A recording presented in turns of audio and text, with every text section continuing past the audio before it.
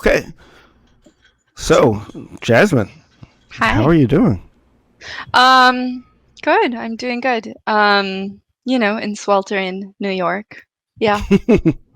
Yeah, there was just like a major hurricane and tornado warnings here in Wisconsin, so I actually had to cancel some meetings I had because it sometimes can get. It was like they basically said stay off the road, and I was like, Yeah, well, okay, 2020, it won't quit. yeah.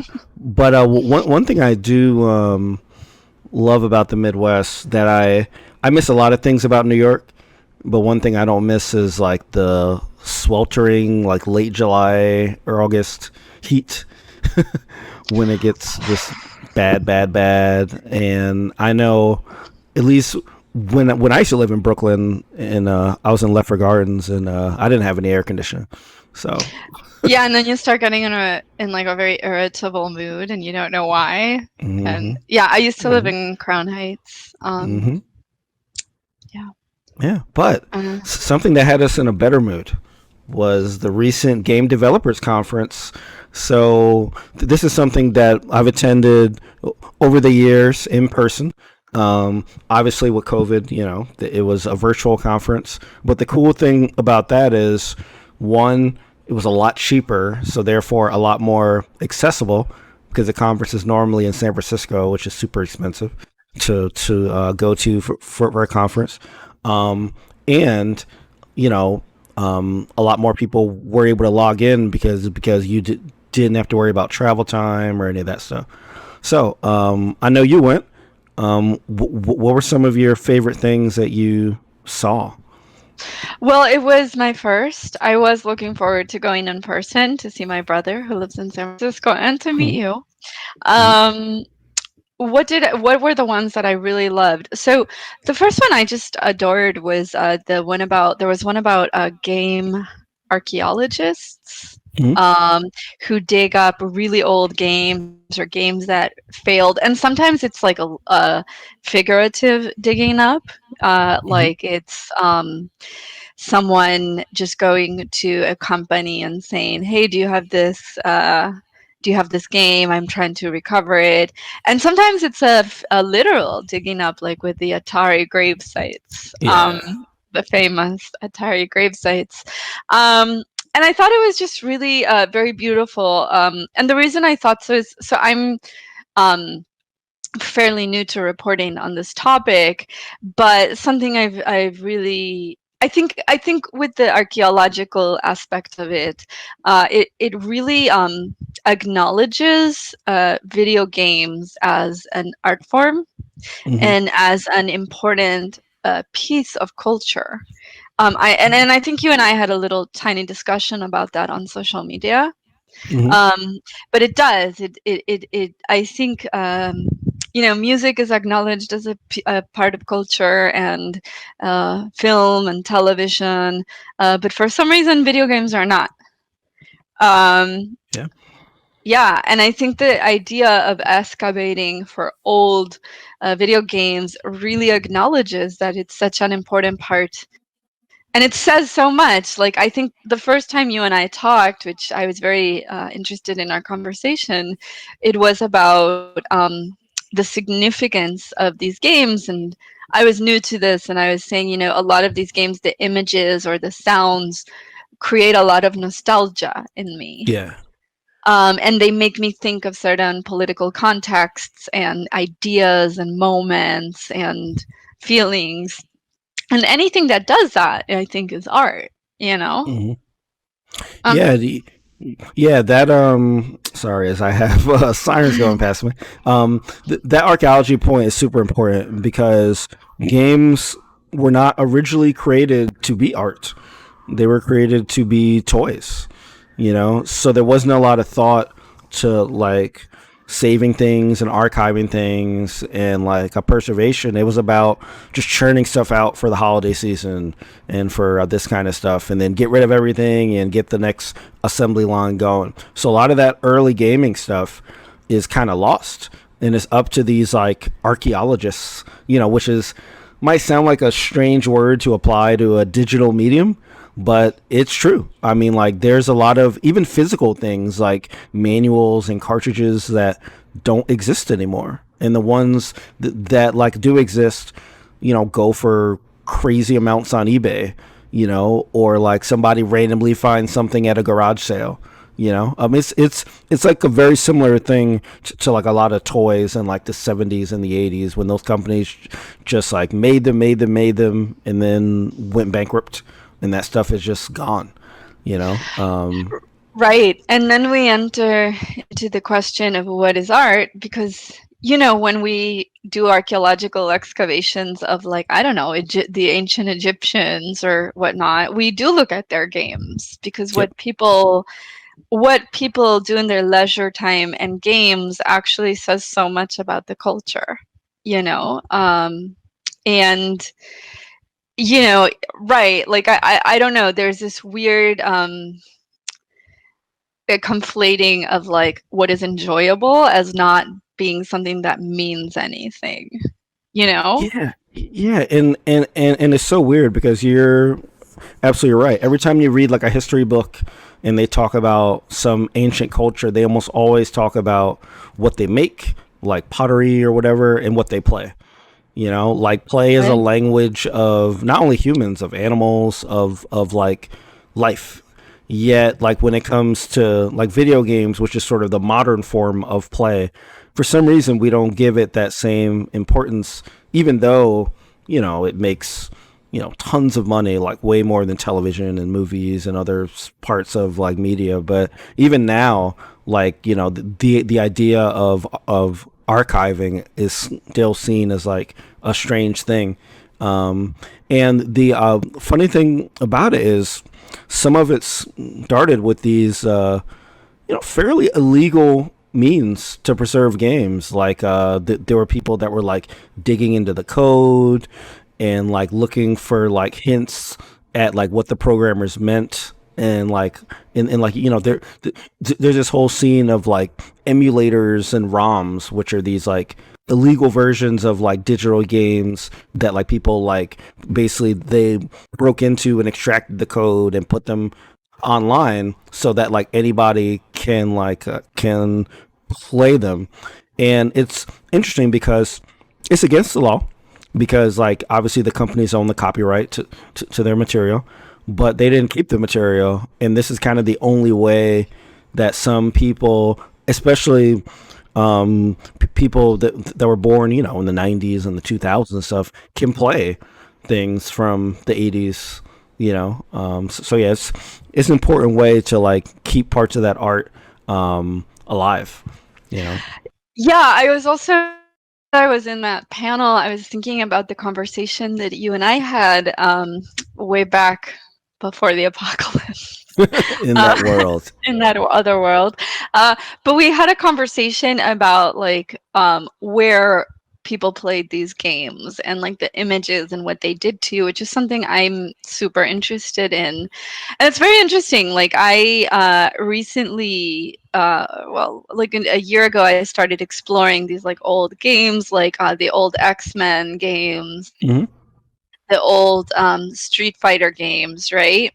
Hmm. In the old Mortal Kombat games. And there were a lot of images that created something in me that was a very interesting, like subterranean feeling, which was like a nostalgia for these ideas I had of America before I Hmm. came to America, if that makes Hmm. any sense. Like, which No, was, no, definitely makes sense. I think of like movies like E.T. or these kinds of movies where I would look at them. I'm from Argentina, and I would look at them and I'd be like, this is amazing. Like, everyone in the US eats pizza all the time and has two cars and like their own bedroom and rugs. And the games also, like, I remember like playing some of the games or going to arcades and having a very definitive vision of what America was. But as I looked at this as I watched this archaeological panel, I was thinking how crazy, like, this added layer that a lot of these games were like America, but also through the vision of Asian companies. Yes. being transported. So like an Asian company like has some kind of a portrayal of America, which is then transported like to deep South America. Isn't that Yeah. crazy? Yeah. It's like an interesting kind of like cultural idea of what America is, and even though the game industry was originally, it was an American thing in the late 60s and 70s, it really took Nintendo, a Japanese company, to launch the modern game industry, in the mid 80s. And while they did have American offices, all the big decisions were made, in the headquarters. And like it was the same thing for Sega and like all the other major companies. So like you're absolutely right in that it was this conceptualization of what America was, which usually neatly skims over the problematic stuff, and like to see that exported to like other parts of the world is like super interesting to me. Well, and this is also like what is chosen to export, which again goes to the idea that games and pop culture are actually super important about statements about who we are, right? Hmm. Like what we play and who, even like when we're talking about stuff like diversity and inclusion, it feels like who we choose to put on a screen or on a game um, Hmm. says so much about who we are and who we value and who we want to portray ourselves as. So yeah, I loved that panel. Hmm. Awesome. Yeah. A panel that I really liked a lot was I want to get the official name of it, so I'm looking through my through my schedule. Um, it was an accessibility Q&A with Karen Stevens, and it was just so great because that's one thing that I cover a lot in my class is like when a lot of people think about diversity in gaming, they tend to just think about, well, we got to make sure we have some black people in it, you know. Yeah. And while that is important, first of all, there's tons of other cultures. It's not all like black and white, and we want all cultures in our media. And the other thing is that we don't think a lot about people that are not able-bodied, and their enjoyment of gaming because they have the same right to play as anybody does, you know.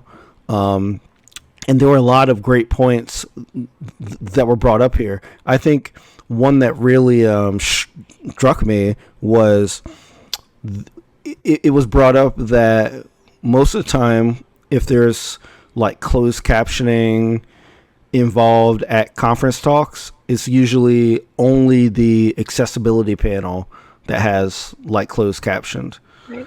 So it's kind of like this. It's not something that is looked at as we need to have this so everybody can enjoy our entire conference.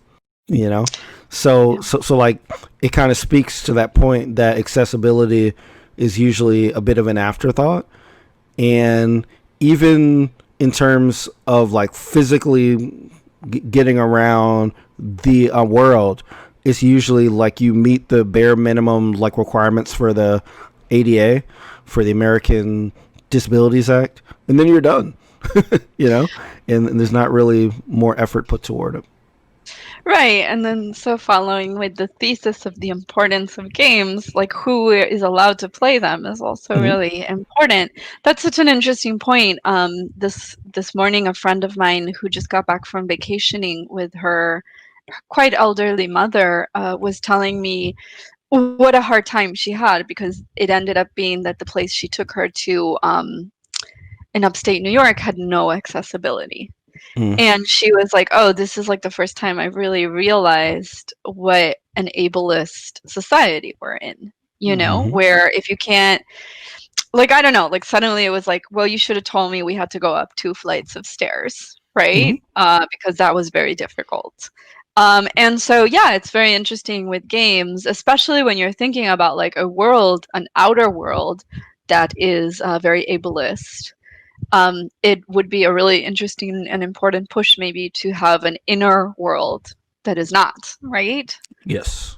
especially nowadays, Uh-huh. where we're all Yeah. living in the inner world. Yeah. Yeah. Oh yeah, we are definitely in the inner world.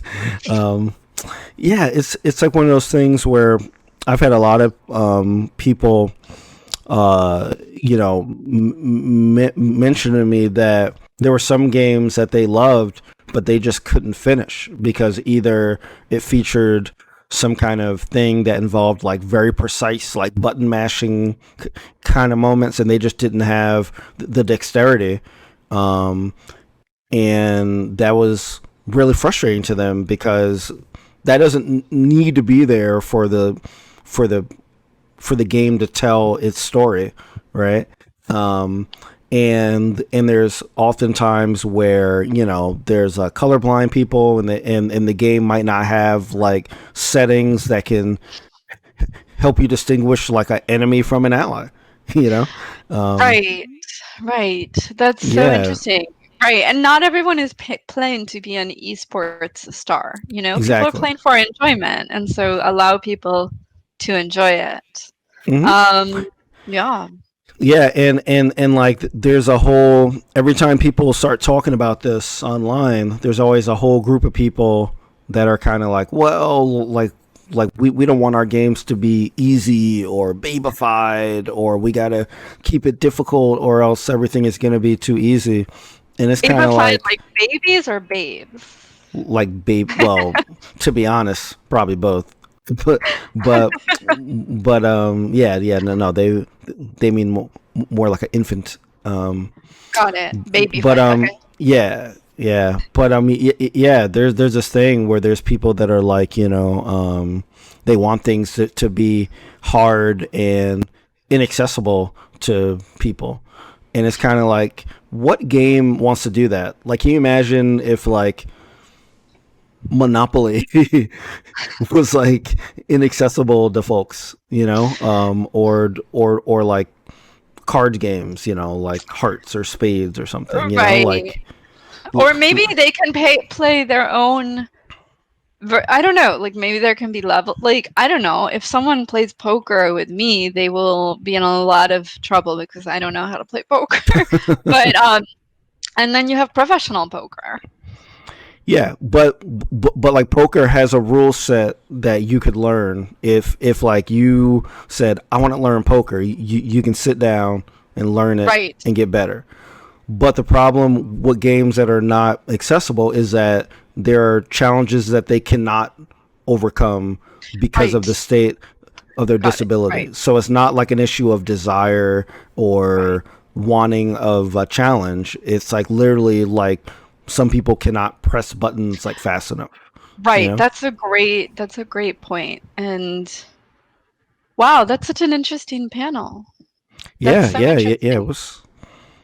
Yeah, it was it was really good. I usually use a lot of assets from like Able Gamers in my class at like ablegamers.com. They have a whole Cool. bunch of like they have like this really cool like checklist that like basically says like, does your game have this? And like it's some obvious things like subtitles and stuff, but there's also like adjustable fonts, or like,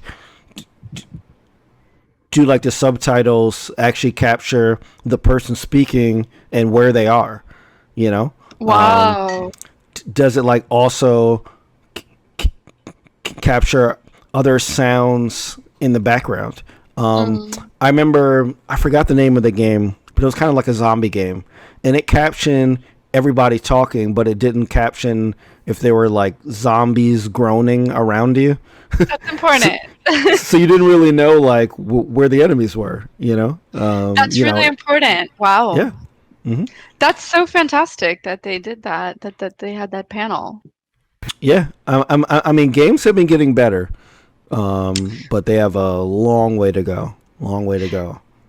Yeah, there was a lot of, I think there was a good amount of panels about diversity and inclusion. One of my favorite panels was about like the hidden history of women in the industry, Yes. and I thought this was Yes. so interesting, especially because I'm an economics reporter, and so Hmm. of course I'm very interested in labor stories. Hmm. And I was they were talking about how like there were these early female developers, and also how programming and developing was actually seen as a woman's job because it Yes. was low pay. Yep. And then the minute it starts to get more high paying, the women kind of get pushed out. So Yeah. I think there's a really fascinating labor story in general when it comes to computer programming, not just games, but also games. I don't know. It's yeah, it was very interesting to hear the history of these women. Hmm. Yeah. Yeah.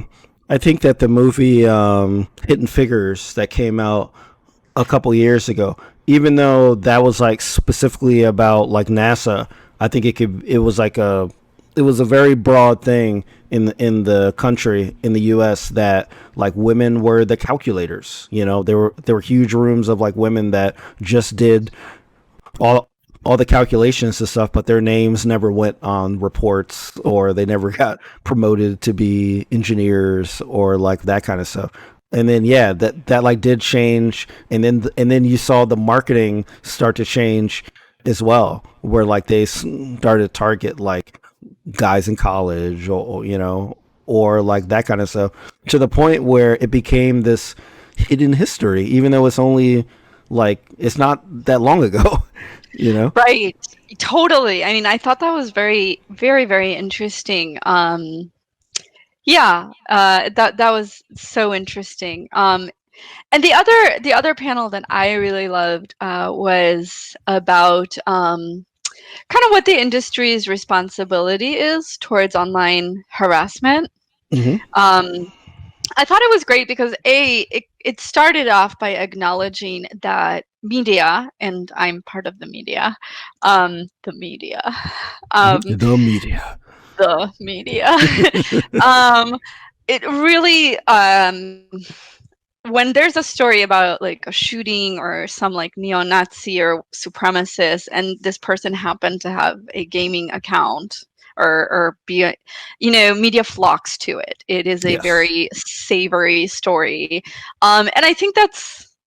I mean, I don't know. It's unfortunate because I think that um, very much misses the point of what an inclusive and important space games are for a lot of people. Yes. Like, I'm really lucky that my editor is a gamer, and so he is like, whenever a story like that pops up, he's like, I don't know. Hmm. um, so on the one hand, the panel acknowledged like this is quite overblown, but also Hmm. there is a thing where people get harassed, and let's not be in complete denial, right? Hmm. What do you think about this? Yeah, I mean, I think that, I mean, companies, in my opinion, have a much larger responsibility to coordinating harassment than they typically will actively do. I think it's kind of a open secret that if you are a woman, and specifically a woman of color, if you are online in any capacity, and talking about games, you will be shamed. And that's kind of the nice way of putting it. I know a lot of people that don't game online at all, because once people hear their voice, there's just all these comments, and if they're a personality that's actually like talking on Twitter or like on like a video and stuff, there's just all this harassment that has nothing to do with their gaming opinions and everything to like do with like who they are, and sexist stuff and misogynist stuff and all kind of stuff like that. And I think that because a lot of that happens over the chat and gaming systems of these games, like the developers could very easily put the money in and do a way better job of reading reports and banning people and like really policing people but they kind of take this like laissez-faire approach to it, like, well, like people are going to be people and like that kind of stuff. And I think that they really could drop the ban hammer a lot harder. But like, and that goes for both gaming companies and streaming companies like Twitch and YouTube.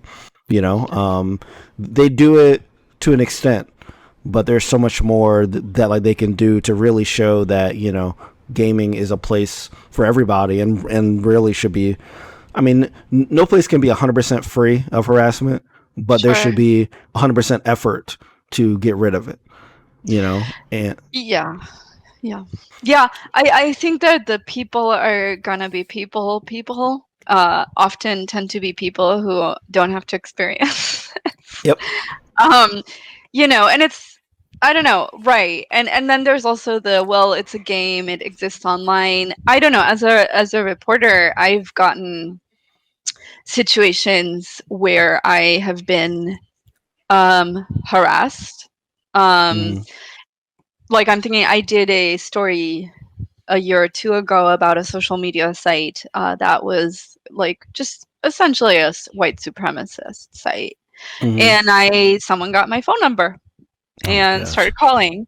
And the thing, this idea that this stays online is actually nonsense, because I do Yep. remember getting those phone calls and then having to go to work in Manhattan and then coming back and feeling extremely paranoid about my Mm-hmm. surroundings. I feeling like, who's that person? Is that guy, like, what's going on? Like feeling super alienated. And I specifically remember having to be on the phone um, with my partner at the time when I came back into my apartment, because I was like, I'm scared. Like I'm Yeah. getting phone calls from white supremacists. Um, and so this idea, like people are gonna be people, and well, it's a game, it stays online, you can always disconnect. It's coming from a place of so much privilege. Yep. That's pretty astounding. Like, I don't know. Yeah. Yeah, yeah, I agree. It rarely just stays online. I don't know how familiar you are with the Gamergate movement of a couple years ago, I but interviewed one of the women. oh wow, yeah. I'm blanking out So on her name. it might have been like Zoe Quinn or Lee Alexander who were like kind of like in the middle of it there. But Okay. so I was privileged to interview both of them on Spawn on Me, which is a podcast that I did at the time, and none of that stuff's data online. They had people got their phone numbers, their addresses. People were sending photos of like the front of their house. Like there's all kind of like harassment on like all different levels. And again, I feel like a lot of companies, they talk the talk about like we promote a safe community and we absolutely do not accept things, but when it comes down to it, there's so many complaints that it can't be that the efforts and the resources that are needed are actually being brought. So yeah, it's a frustrating thing because I know that gaming is something that I love and I want everybody to be able to participate in it. But at the same time, I've had people ask me like, "Hey, like I have a 12-year-old daughter that like loves games. Should I go in this online game? No, should I let her play this game by herself online?" And I'm usually like, "No." Right. Which is a terrible thing, like I should be able to like say yes if you set this privacy control or you set this parental thing. I always say like game with your kids, because otherwise, like, even if bad stuff happens, you can help to contextualize it like for them, which is the same way, if they see something in a movie or a book or something, you can have a discussion. But if they're just on there on their own because the developers and the streaming companies aren't doing their jobs, in my opinion, that stuff, it just runs rampant. And by the way, it was Brianna Wu. Oh Um, yes, yes, yeah, Brianna who Wood. I interviewed. Yeah, I mean, I think it's interesting. And then also, like, again, we've had this conversation offline of I don't think our media and our culture do a great job at acknowledging what an important cultural space gaming is. We're Hmm. going back to the archaeology. It all goes back to that. Yeah. Uh, but what an important space it is, and also like I have always felt that it is an incredibly diverse space, Hmm. and a space. I tend to lump in like gaming and comic book collecting for some Hmm. reason because I don't know, they seem to go quite hand in I hand. mean, there's definitely overlap.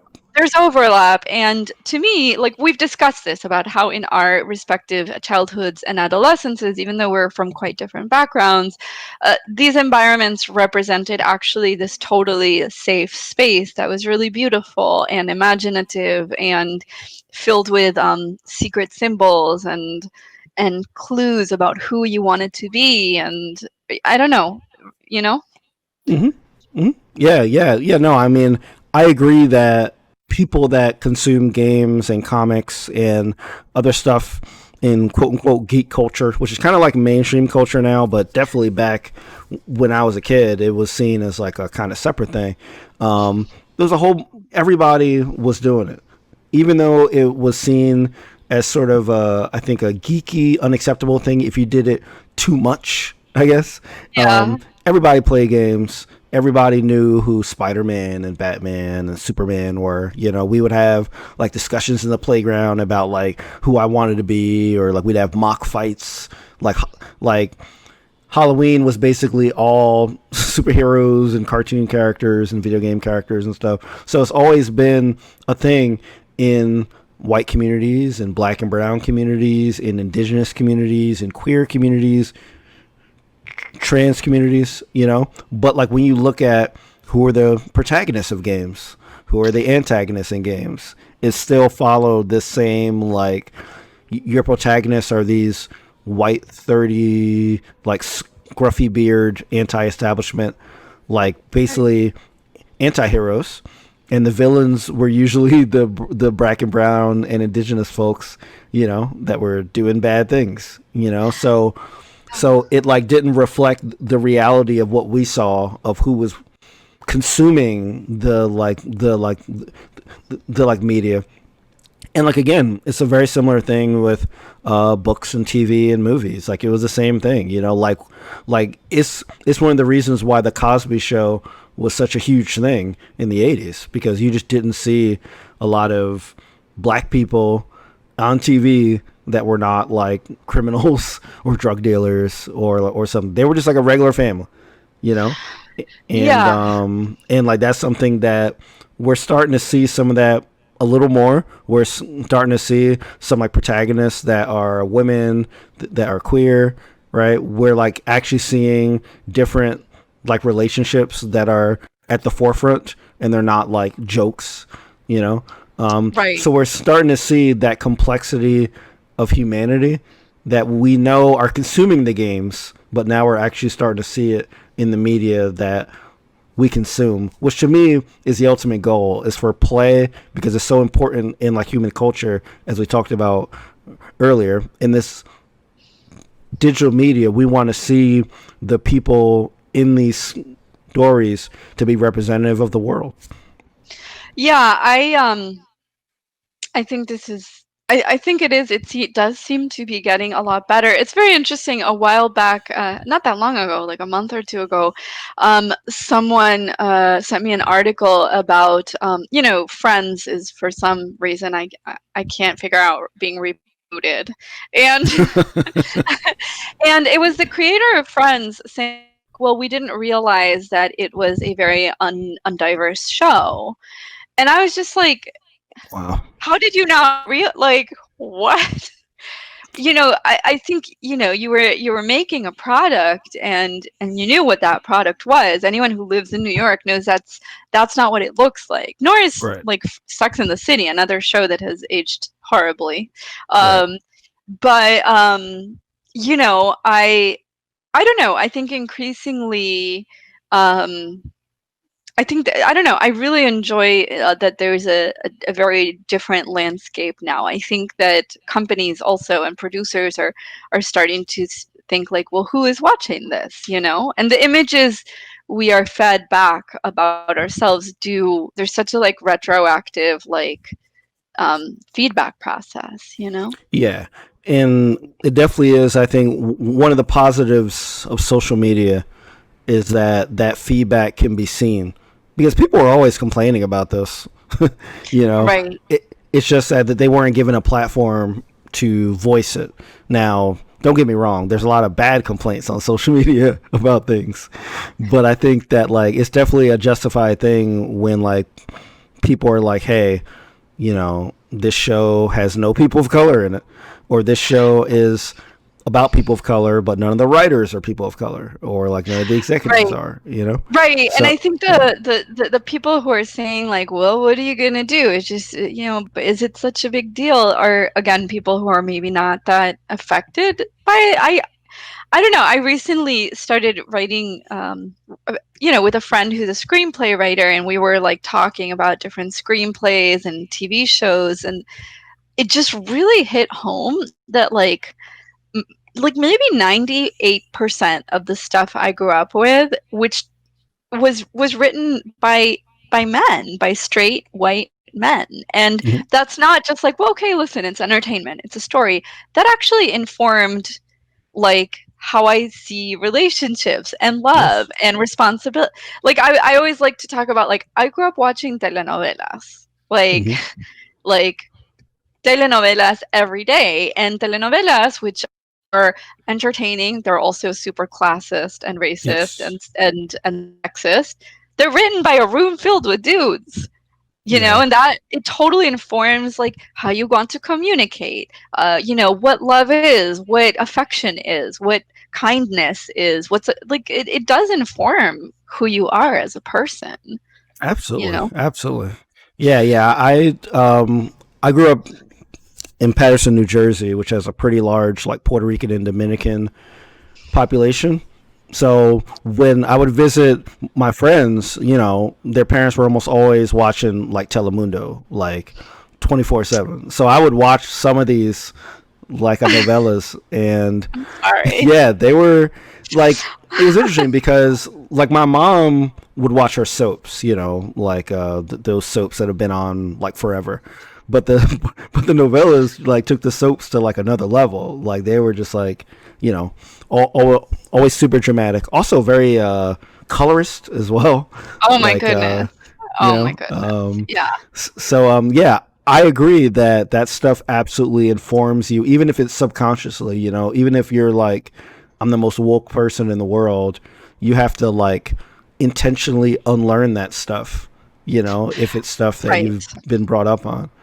You know. Right. And games are like really, I was thinking about like games are the way we learn as children even about roles. I mean, look, like when you see puppies or kittens playing a game with like a little ball, or like, my kitten like plays with this tiny ball I made him, and he's Hmm. actually, in fact, what he's doing is he's practicing for when he sees a, hopefully not a mouse in the house, or a bird or a cockroach. Like he's practicing for his role in life, right? And I Hmm. think it's important to remember that kids, when they play mom or when they play firefighter, Hmm. they're actually practicing these gender roles that they're learning. Yes. Um, and so games culturally, yes, they're so much fun, but it is also like you are practicing roles. Yes.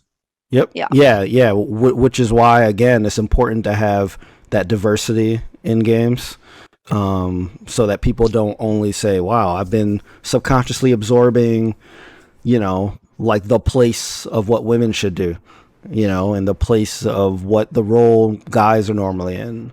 It's a huge gender thing, with everything, toys and colors and like professions. I mean, we kind of started the talk saying how sort of the field of computing and programming kind of quote unquote change genders, right? From like being Yeah. something that was expected as a women's job, as like sort of like a lower job, like the dirty work, to becoming something that, oh, like you have to be super smart to be a programmer, so only a guy can do it, you know. Right. To the point where, you know, when I went to college, you know, I was an engineer, and you know, the women in the class were highly aware that they were like one of the few in the class, in the same way I was aware that I was one of the only people of color in the class. You know, it was like a similar thing. Were you a So computer engineer? I was an electrical engineer, Okay. but I focused in like computer hardware. So I had to take a lot of computer science Wow. and programming classes. And yeah, the disparity was real. So I do want to let you go because I know you have another appointment. But Yeah. This was so thank you so much fun. much for talking. Maybe we can do this in the future. Who I would love knows? that. This is a lot of fun. It's always so much fun to talk to you. All right. Okay. Talk to you later.